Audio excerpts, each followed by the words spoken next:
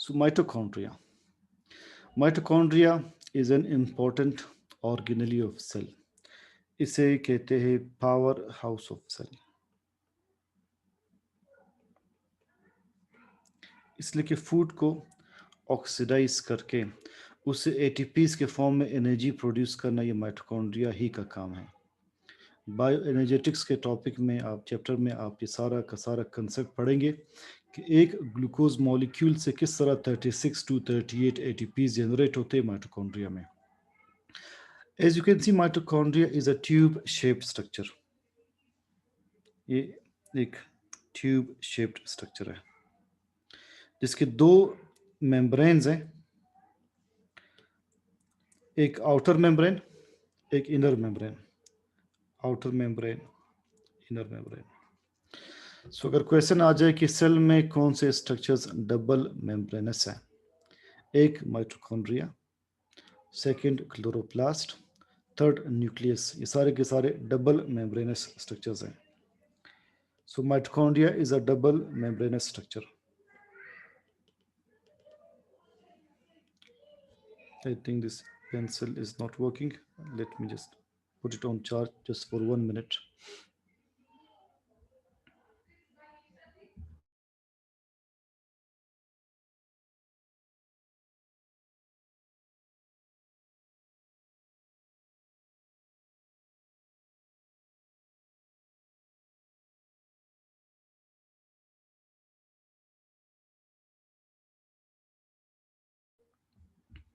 जब तक आप इसकी डिस्क्रिप्शन देखिए, simple mitochondria double membranous structure है, ट्यूब शेप स्ट्रक्चर है।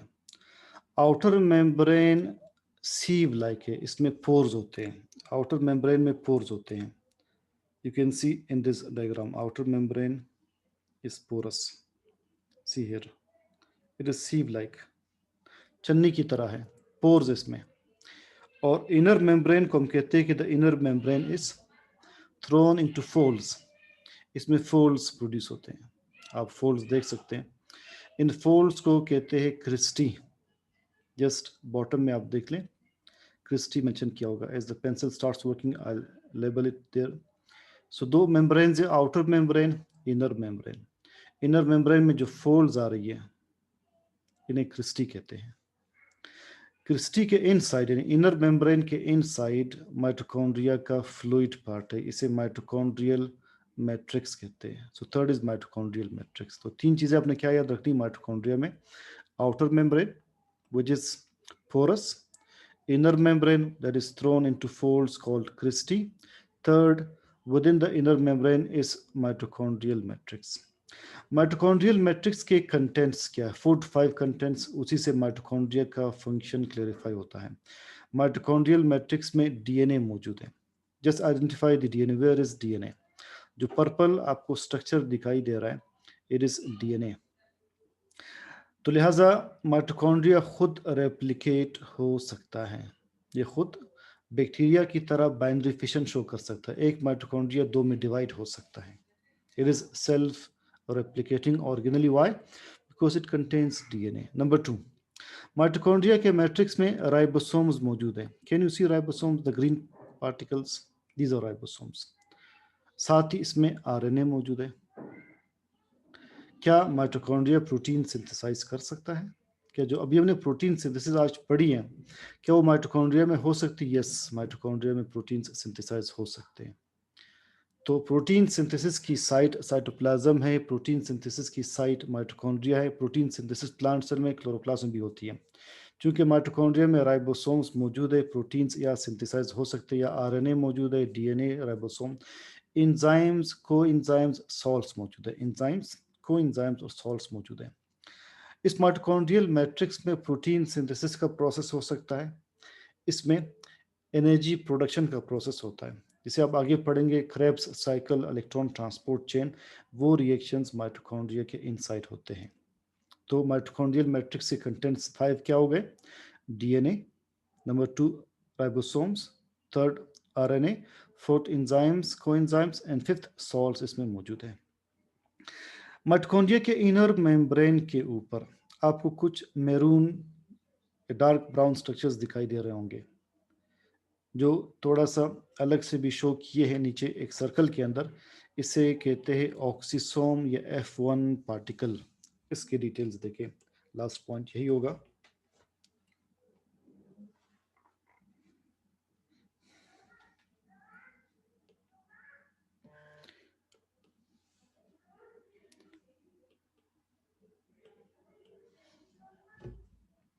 देखिए इस मैट्रिक्स में जो ये पार्टिकल्स हैं,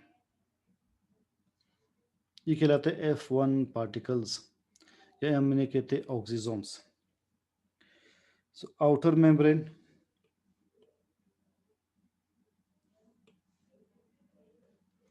इनर मेम्ब्रेन।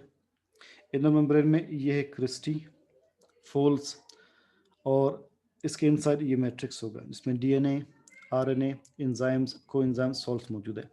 ये स्ट्रक्चर कहलाता है F1 पार्टिकल, ये oxysome.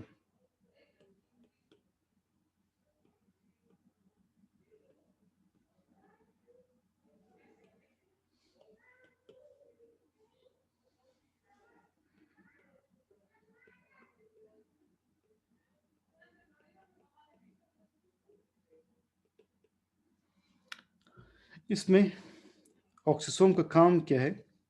It acts as ATP synthase enzyme. It acts as ATP synthase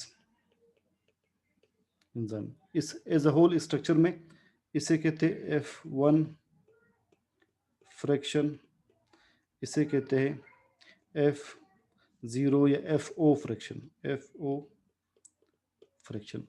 O stands for oligomycin binding site.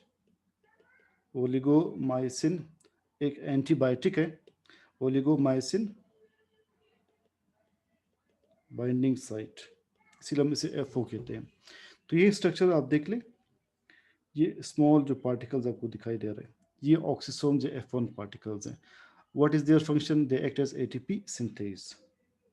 So mitochondria self replicating है। माइटोकॉन्ड्रिया की length 1 to 2 micrometer, diameter 0.1 to 0.5 micrometer. Mitochondria move कर सकते हैं, दो mitochondria आपस में fuse हो सकते हैं। और जो पॉइंट मैंने बताया वो क्या था? Contents of mitochondrial matrix. क्या क्या है इसमें? DNA, RNA, enzymes, coenzymes, salts.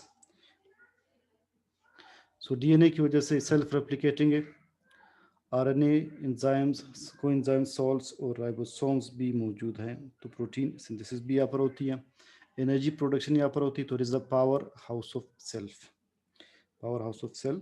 तो सेल्फ रेप्लिकेशन एक मेन फीचर है, नंबर 1। एनर्जी प्रोडक्शन दूसरा मेन फीचर है। प्रोटीन सिंथेसिस तीसरा मेन फीचर है। और एक और मेन फीचर क्या है? Double membranous structure, double membranous structure. Mitochondria में जितने क्रिस्टी ज़्यादा होंगे, ये फोल जितने ज़्यादा होंगे, इट मीन्स वो उतना ही ज़्यादा मेटाबॉलिकली एक्टिव है। एक बार एंटी टेस्ट में सवाल आया कि अगर माइटोकॉन्ड्रिया में क्रिस्टी ज़्यादा हो, so what does it show? It shows इसमें मेटाबॉलिज्म ज़्यादा हो रही है, फूड की ऑक्सीडेशन ज़्यादा हो रही है। It is more metabolically active. यहाँ तक आज आप देख लीजिए, कल इंशाल्लाह हो सकता है ये चैप्टर भी कंप्लीट हो। सी यू टुमारो।